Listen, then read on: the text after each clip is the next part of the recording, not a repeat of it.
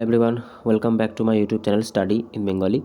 তো রেলের group D পরীক্ষা 2026 সালের জন্য আমাদের কিন্তু জেনারেল সায়েন্সের ওপর অলরেডি দুটো ক্লাস করানো হয়ে গেছে। আজকে কিন্তু ক্লাস নাম্বার 3। তো একদম কিন্তু আপ টু পরীক্ষা পর্যন্ত তোমাদের এই জেনারেল সায়েন্সের ক্লাসগুলো চলবে। আমার টার্গেট হচ্ছে তোমাদেরকে একদম জিরো থেকে হিরো লেভেল পর্যন্ত নিয়ে যাওয়া জেনারেল সায়েন্সের ক্ষেত্রে। তাহলে চলো শুরু করি। আজকের প্রথম প্রশ্ন দেখো কী বলছে, কোন হরমোনকে জরুরিকালীন হরমোন বা সংকটকালীন হরমোন বলা হয়? তো সঠিক অ্যান্সার কী হবে? সঠিক অ্যান্সার কিন্তু হচ্ছে অ্যাড্রিনালিন। আচ্ছা, এই যে অ্যাড্রিনালিন যে হরমোনটা আছে এটা কোথা থেকে নিঃসৃত হয়? এটা কিন্তু যে অ্যাড্রিনাল গ্ল্যান্ড আছে সেখান থেকে নিঃসৃত হয়। আর এটা কোথায় অবস্থিত? এটা কিন্তু বৃক্ক বা কিডনির ওপরে অবস্থিত, ঠিক আছে। আচ্ছা, বাদবাকি হরমোনগুলো সম্পর্কে আমরা একটু জেনে নিই। ইনসুলিন কোথা থেকে নিঃসৃত হয়? ইনসুলিন কিন্তু যে অগ্নাশয়ের যে বিটা সেল থাকে সেখান থেকে নিঃসৃত হয়। থাইরক্সিন কোথা থেকে নিঃসৃত হয়? থাইরক্সিন কিন্তু যে থাইরয়েড গ্রন্থি থাকে সেই থাইরয়েড গ্রন্থি থেকে নিঃসৃত হয়। আচ্ছা, এবার এই ইস্ট্রোজেন হরমোন কাদের সাথে সম্পর্কযুক্ত আর কোথা থেকে নিঃসৃত হয়? এটা তোমাদের জন্য একটা হোমওয়ার্ক থাকবে, তোমরা কিন্তু এটাকে আমাকে কমেন্টে জানাবে। পরবর্তী প্রশ্ন দেখবো আজকে 2 নম্বর প্রশ্ন। দেখো কী বলেছে, নিউমেরিক্যাল একটা, যে কোনো একটি উত্তল লেন্সের ফোকাস দৈর্ঘ্য 20 সেন্টিমিটার হলে লেন্সটির ক্ষমতা কত? দেখো, এই ধরনের অঙ্ক তোমাদের আগের বারও প্রচুর প্র্যাকটিস করেছিলাম। এই ধরনের অঙ্ক কিন্তু তোমরা পরীক্ষায় কমনও পেয়েছো। এইবারও কিন্তু তোমাদের এই লেন্সের টপিক থেকে প্রচুর অঙ্ক পরীক্ষায় আসবে। দেখো, পাওয়ার যে বের করার জন্য একটা ফর্মুলা আছে, ঠিক আছে। ফর্মুলাটা কি? পাওয়ার ইকুয়ালস টু 1/f হয়ে থাকে, যেখানে এফ মানে কি? যেখানে এফ মানে কিন্তু হচ্ছে ফোকাল লেন্থ। আচ্ছা, এবার একটা জিনিস মনে রাখবে, পাওয়ার বের করার সময় ফোকাল লেন্থকে কিন্তু অলওয়েজ কী করতে হবে? অলওয়েজ কিন্তু মিটারে কনভার্ট করে নিতে হবে, যতই তোমাকে সেন্টিমিটারে দিক না কেন। তো দেখো, সবার প্রথমে যেটা ফোকাল লেন্থ আছে সেটা কিন্তু 20 সেন্টিমিটার আছে। এটাকে যদি আমরা মিটারে কনভার্ট করতে চাই তাহলে কী করতে হবে? 100 দিয়ে ভাগ করতে হবে। 100 দিয়ে ভাগ করলে আমরা কত পাবো?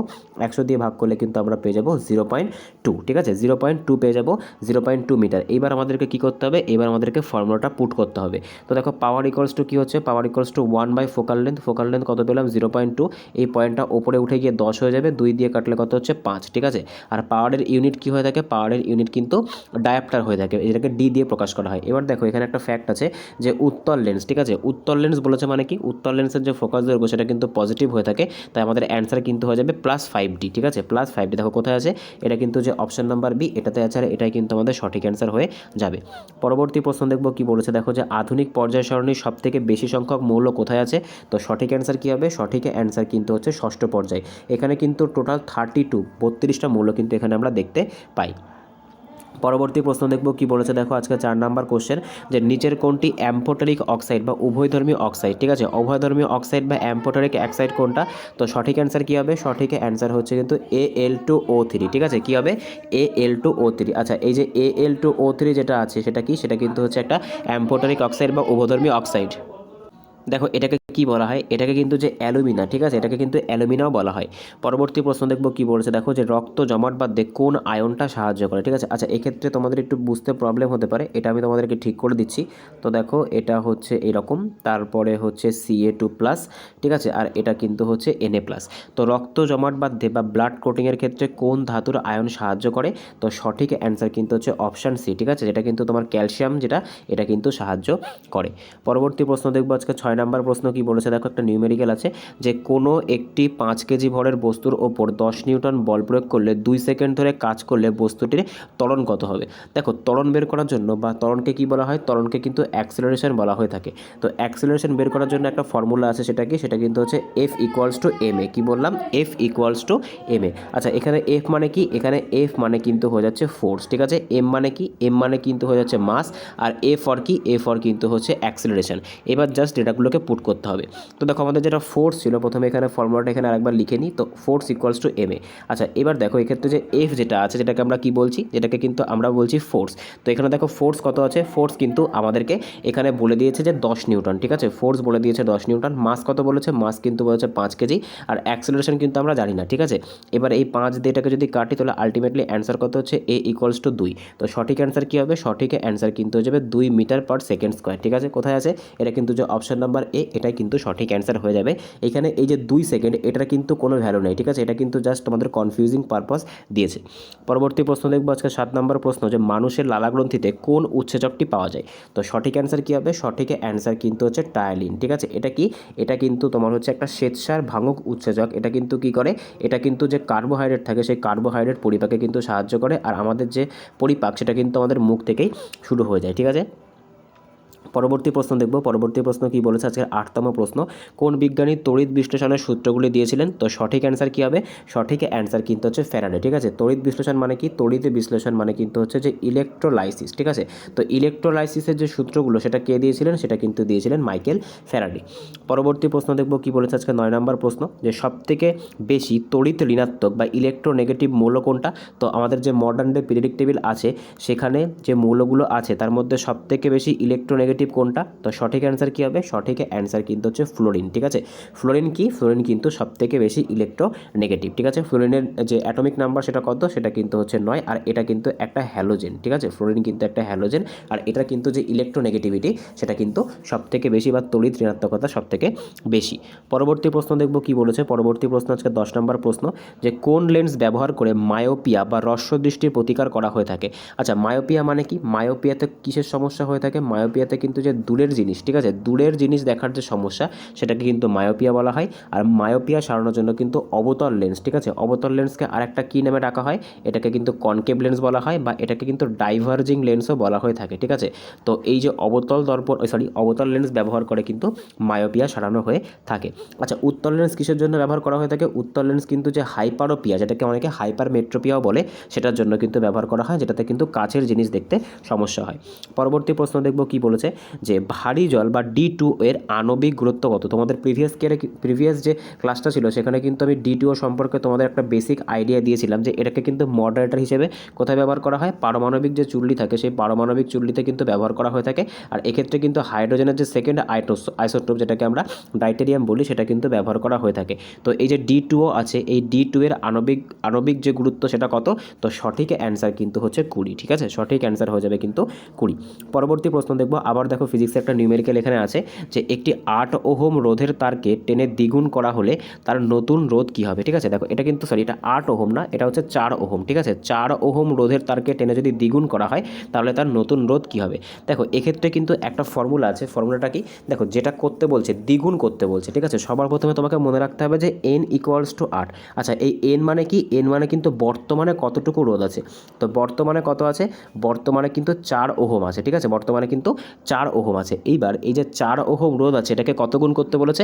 এটাকে কিন্তু 2 গুণ করতে বলেছে। অর্থাৎ আমাকে কি করতে হবে? আমাকে কিন্তু এই 4-এর স্কোয়ার করতে হবে। 2 গুণ মানে হচ্ছে স্কোয়ার। তো সঠিক অ্যান্সার কী হবে? সঠিক অ্যান্সার কিন্তু হচ্ছে 16 হয়ে যাবে। ঠিক আছে, 4 থেকে 16 হয়ে যাবে। তো নতুন রোধ কী হবে? নতুন রোধ কিন্তু হয়ে যাবে 16 ওহম। আশা করি বোঝাতে পেরেছি। পরবর্তী প্রশ্ন দেখব কি বলেছে। দেখো এখানে কিন্তু আমি এক্সপ্লেনেশনটাও দিয়ে দিচ্ছি। এখানে ওমেগা দেখতে পাচ্ছ, ওমেগা মানে কিন্তু এই ওহম চিহ্ন। পরবর্তী প্রশ্ন দেখব, যে পারমাণবিক চুল্লিতে মডারেটর হিসেবে কোনটা ব্যবহার করা হয়ে থাকে? তো সঠিক অ্যান্সার কী হবে? সঠিক অ্যান্সার দেখো এখানে কী দিয়েছে, গ্রাফাইট, কিন্তু মডারেটর হিসেবে কিন্তু D2O ব্যবহার করা হয়ে থাকে, বা ভারী জল। ঠিক আছে, D2O এর সম্পূর্ণ রূপ কি? D2O এর সম্পূর্ণ রূপ কিন্তু হচ্ছে ভারী জল বা ডাইটেরিয়াম অক্সাইড, এটাও ব্যবহার করা হয়ে থাকে। পরবর্তী প্রশ্ন দেখব কি বলেছে, যে কর্ক কোষে কোন রাসায়নিক পদার্থ জমা থাকে যা এটিকে জল এবং গ্যাসের জন্য অভেদ্য করে তোলে? ঠিক আছে, তো কর্কের মধ্যে কি থাকে? তো কর্কের মধ্যে কিন্তু সুবেরিন নামক একটা পদার্থ থাকে, যা কী করে? যা কিন্তু এটাকে গ্যাস এবং জল থেকে কী করে? সম্পূর্ণ কিন্তু অভেদ্য করে তোলে। আচ্ছা, এবার দেখো এখানে পেকটিন কী আছে? পেকটিন আমরা কোথায় দেখতে পাই? এটা কিন্তু তোমাদেরকে আমি আগের বার যখন গ্রুপ ডির ক্লাসগুলো করানো হয়েছিল সেখানে কিন্তু প্রচুরবার বলেছিলাম, এটা কিন্তু তোমাদের জন্য HW থাকবে। আচ্ছা, সেলুলোজ কোথায় থাকে? সেলুলোজ কিন্তু উদ্ভিদের যে কোষ প্রাচীর থাকে সেই উদ্ভিদের কোষ প্রাচীরের মধ্যে কিন্তু এই সেলুলোজ আমরা দেখতে পাই। পরবর্তী প্রশ্ন দেখব, আজকের 15তম প্রশ্ন কি বলছে, জলে অক্সিজেন এবং হাইড্রোজেনের অনুপাত কত? তো সঠিক অ্যান্সার কী হবে? সঠিক অ্যান্সার কিন্তু হচ্ছে 8:1। ঠিক আছে, জলে অক্সিজেন এবং হাইড্রোজেনের অনুপাত কিন্তু হচ্ছে 8:1। পরবর্তী প্রশ্ন দেখব কি বলেছে। দেখো এখানে কিন্তু বলেও দিয়েছে যে জলের আণবিক সংকেত H2O, কিন্তু ভরের অনুপাত কিন্তু হচ্ছে 16:2। আর 16:2কে যদি আমরা কী করি, 16:2কে যদি আমরা অনুপাতে ভাঙি, তা সেক্ষেত্রে কিন্তু আমরা 8:1 পেয়ে যাব। পরবর্তী প্রশ্ন দেখব কি বলেছে, নিচের কোনটি একটি সন্ধিগত মৌল নয়? তো সঠিক অ্যান্সার কী হবে? সঠিক অ্যান্সার কিন্তু হচ্ছে জিঙ্ক। ঠিক আছে, জিঙ্ক কিন্তু কোনো রকমের ট্রানজিশনাল এলিমেন্ট নয়। পরবর্তী প্রশ্ন দেখব কি বলেছে। দেখো, যে মানুষের করোটি বা স্কালের যে হাড়ের সংখ্যা সেটা কত? সেটা কিন্তু হচ্ছে 22টি। পরবর্তী প্রশ্ন দেখব কি বলেছে। দেখো, যে ব্লিচিং পাউডারের গন্ধের কারণ কি? ব্লিচিং পাউডারের মধ্যে যে গন্ধটা থাকে, অ্যাকচুয়ালি ব্লিচিং পাউডার কী দিয়ে তৈরি হয়? ব্লিচিং পাউডার কিন্তু ক্লোরিন দিয়ে তৈরি হয়। ঠিক আছে, তো ক্লোরিনের জন্যই কিন্তু এই গন্ধটা হয়ে থাকে। আর এই ব্লিচিং পাউডারের রাসায়নিক নাম কি? Calcium calcium chlorohypochlorite. পরবর্তী প্রশ্ন দেখব কি বলেছে, পৃথিবীর কেন্দ্রে কোনো বস্তুর ওজন কী হবে? তো আমাদের যে পৃথিবী থাকে সেই পৃথিবীর এক এক স্থানে কিন্তু এক এক রকমের ওজন আমরা দেখতে পাই। যদি আমরা একদম কেন্দ্রে চলে যাই সেক্ষেত্রে কিন্তু ওজনটা কী হয়ে যায়, ওজন কিন্তু 0 হয়ে যায়। আর যদি পোলে চলে যায় সেক্ষেত্রে কিন্তু ওজন সব থেকে বেশি হয়। তো যদি পৃথিবীর একদম কেন্দ্রে যায় তাহলে সেক্ষেত্রে কিন্তু ওজন কী হবে, ওজন কিন্তু 0 হয়ে যাবে। আর সর্বোচ্চ কোথায় হবে, সর্বোচ্চ কিন্তু মেরুতে হয়ে থাকবে। ঠিক আছে। পরবর্তী প্রশ্ন দেখব কি বলেছে, আজকের 20তম প্রশ্ন, যে সবথেকে ভারী প্রাকৃতিকভাবে পাওয়া মৌল কোনটি? তো সঠিক অ্যান্সার কিন্তু হচ্ছে ইউরেনিয়াম। ঠিক আছে। ইউরেনিয়াম যে 235 আছে সেটাকে কি করা হয়, সেটাকে কিন্তু যে পারমাণবিক চুল্লিতে জ্বালানি হিসেবে ব্যবহার করা হয়ে থাকে। ঠিক আছে। আর ইউরেনিয়াম কিন্তু সবথেকে দামি বস্তুও। পরবর্তী প্রশ্ন দেখব কি বলেছে, যে কোষ বিভাজনের কোন দশায় ক্রোমোজোমগুলি স্পষ্টভাবে দেখা যায়? তো সঠিক অ্যান্সার কী হবে, সঠিক অ্যান্সার কিন্তু হচ্ছে মেটাফেজ। ঠিক আছে। কোষ বিভাজনে কিন্তু অনেক রকম দশা হয়, তার মধ্যে যে মেটাফেজ নামক যে দশাটা আছে সেই মেটাফেজ দশায় কী হবে, যে ক্রোমোজোমগুলো সেগুলো কিন্তু একদম স্পেসিফিকভাবে লক্ষ্য করা যায়। পরবর্তী প্রশ্ন দেখব কি বলেছে, আজকের 22তম প্রশ্ন, যে নিচের কোনটি তড়িৎ প্রবাহের তাপীয় ফলের উপরে ভিত্তি করে কাজ করে না? ঠিক আছে। ইলেকট্রিক ইস্ত্রি, ইলেকট্রিক ফিউজ, ইলেকট্রিক বেল নাকি ইলেকট্রিক হিটার? তো সঠিক অ্যান্সার কী হবে, সঠিক অ্যান্সার কিন্তু হচ্ছে ইলেকট্রিক বেল। অর্থাৎ এখানে কিন্তু যে H=I²RT এই যে ফর্মুলাটা, এটার কিন্তু কোনো রকম গুরুত্ব নেই। দেখো, ইস্ত্রিতে করলে কী হবে, যখন কারেন্ট ফ্লো হবে তখন কিন্তু ওটা গরম হবে। ইলেকট্রিক ফিউজে কী হয়, যখন কিন্তু কারেন্ট যায় ওটা গরম হয়। হিটারে কী হয়, যখন কারেন্ট যায় তখন কিন্তু গরম হয়। কিন্তু ইলেকট্রিক বেলে কিন্তু গরম হওয়ার কোনো সিস্টেম নেই, যদিও কিন্তু এর মধ্যে কারেন্ট যায়। পরবর্তী প্রশ্ন দেখব কি বলেছে, আজকে 23তম প্রশ্ন, যে উড়োজাহাজের টায়ারে কোন গ্যাস ভর্তি করা থাকে? তো সঠিক অ্যান্সার কী হবে, তো সঠিক অ্যান্সার দেখো এখানে কী দিয়েছে, সঠিক অ্যান্সার কিন্তু দিয়েছে নাইট্রোজেন বা হিলিয়াম, দুটোই কিন্তু হতে পারে। দেখো এখানে এক্সপ্লেনেশনটা কী বলছে, যে তবে বর্তমান সময়ে কিন্তু নাইট্রোজেন বেশি পরিমাণে ব্যবহার করা হয়। পরবর্তী প্রশ্ন দেখব কি বলেছে, যে গাছের ফ্লোয়েম কলার প্রধান কাজ কি? তো আমরা একটু আগেই শিখলাম যে ফ্লোয়েম কলার জন্য কি হয়, ফ্লোয়েমের জন্য কিন্তু ফুড। ঠিক আছে। ফ্লোয়েমের জন্য কিন্তু হচ্ছে ফুড। আর জাইলেমের জন্য কি, জাইলেমের জন্য কিন্তু হচ্ছে জল। তো সঠিক অ্যান্সার কী হবে, খাদ্য পরিবহন। পরবর্তী প্রশ্ন, আজকে লাস্ট প্রশ্ন দেখব কি বলেছে, যে শব্দের তীব্রতা মাপার একক কি? তো সঠিক অ্যান্সার কী হবে, সঠিক অ্যান্সার কিন্তু হচ্ছে ডেসিবেল। ঠিক আছে। শব্দের তীব্রতা মাপার যে একক সেটাকে কি বলা হয়, সেটাকে কিন্তু বলা হয়ে থাকে ডেসিবেল। ঠিক আছে। তো আজকে এই অবধি ছিল। আউট অফ 25 কার কত স্কোর হলো অবশ্যই আমাকে কমেন্টে জানিও। যদি ভিডিওটা ভালো লেগে থাকে অবশ্যই চ্যানেলটাকে সাবস্ক্রাইব করো, পাশে থাকা বেল আইকনটিকে প্রেস করে রাখো যাতে ভিডিও ছাড়লে সবার প্রথম নোটিফিকেশন তোমাদের কাছে পৌঁছায়। এছাড়া কিন্তু এইভাবে তোমাদের প্রত্যেক দিন আপ টু লেভেলের পরীক্ষা পর্যন্ত কিন্তু ক্লাসগুলো করানো হবে। প্রত্যেকে ক্লাসগুলো করো, ক্লাসগুলো কেমন লাগছে অবশ্যই আমাকে কমেন্টে জানিও। দেখা হচ্ছে পরের ভিডিওতে। বাই।